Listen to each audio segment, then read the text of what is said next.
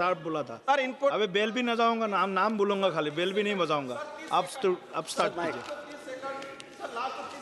आप शुरू कीजिए। माननीय अध्यक्ष महोदय जी, सबसे पहले मैं सबका बीमा सबकी रक्षा बीमा कानून संशोधन विधेयक 2025 पर सरकार की सराहना करता हूं। ये विधेयक बीमा क्षेत्र को आधुनिक और वैश्विक स्तर पर प्रतिस्पर्धा बनाने का साहसिक कदम है।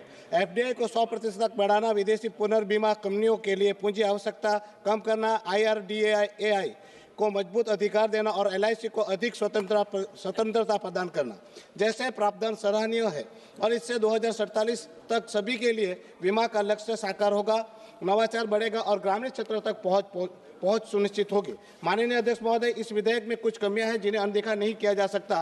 पहली कमी यह है कि इसमें कंपोजिट लाइसेंस का प्रावधान नहीं है, यानी कि एक ही कंपनी को जीवन और गैर जीवन बीमा दोनों संचालित करने की अनुमति नहीं दी गई है। इससे घरेलू कंपनियों को विविधीकरण का अवसर नहीं मिलेगा और बाजार में नए प्रवेशकों की संख्या सीमित रहेगी।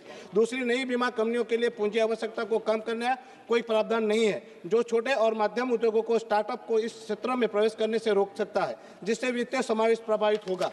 तीसरी, पूर्ण विदेशी नियंत्रण की अनुमति से एक संवेदनशील क्षेत्रों को मुनाफा विदेश भेजे जाने का खतरा है, जो राष्ट्रीय हितों को प्रभावित कर सकता है, खासकर यदि नियमन कमजोर रहा तो। चौथी, विधेयक में उपभोक्ता संरक्षण और डेटा गोपनीयता जैसे मुद्दों पर पर्याप्त ध्यान नहीं दिया गया है, जबकि डिजिटल बीमा के युग में यह महत्वपूर्ण है कि कंपनियां विधेयक को और अधिक समावेशी और संतुलन बना सकती है। महोदय जी, मेरी सलाह यह है कि सरकार को इन कमियों को दूर करने के लिए संशोधन पर विचार करे। सबसे पहला, कंपोजिट लाइसेंस को शामिल किया जाए ताकि कंपनियों को अधिक कुशलता से काम कर सके और लागत कम हो। नए प्रवेशों के लिए पूंजी आवश्यकता को कम किया जाए, खासकर उन कंपनियों के लिए जो ग्रामीण और विशेष जोखिम वाले क्षेत्रों पर फोकस करे। विदेश निवेश पर सख्त शर्त लगाए जाए, जैसे कि न्यूनतम निवेश अवधि, स्थानीय रोजगार सूचना।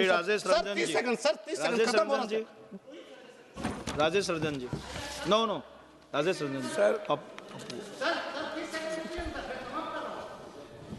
मेरा सिर्फ रिक्वेस्ट ये है